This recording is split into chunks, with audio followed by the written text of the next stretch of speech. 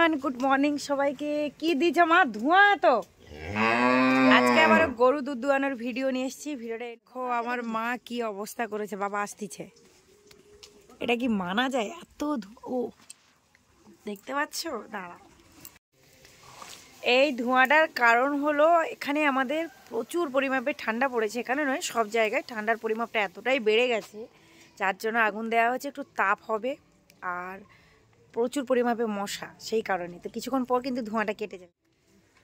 আজকে কিন্তু আমার দিদি বাড়িতে নেই, তো আজকে মা আর বাবা। এই যে আমাদের কত কি খায়, চাউমিন চানাচুর কাদের ঘরে। দেখো দুধ দোয়ানোর আগে কত কাজ করতে হয়। গোয়াল ঘর পরিষ্কার করা, খাবার দেওয়া। খাবারটা দেরি করে দেবে নাকি? খেয়ে নিয়েছি। দেখি মা একটু হাত ছাড়াও, দেখি বনি কি করছে। এই বনি, আমাদের এদিকটায় পুরো অন্ধকার, এত কুয়াশা।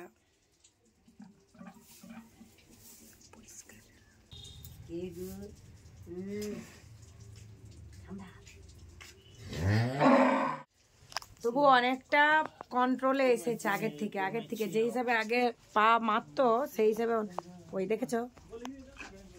না না না না মা, ভালো করে দুধ দিয়ে দাও। আমি এখন দুধ দোয়াতে পারবো না।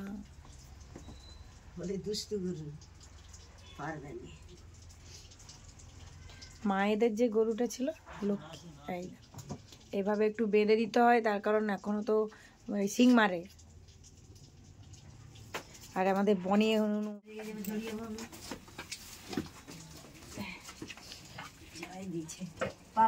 হয়নি।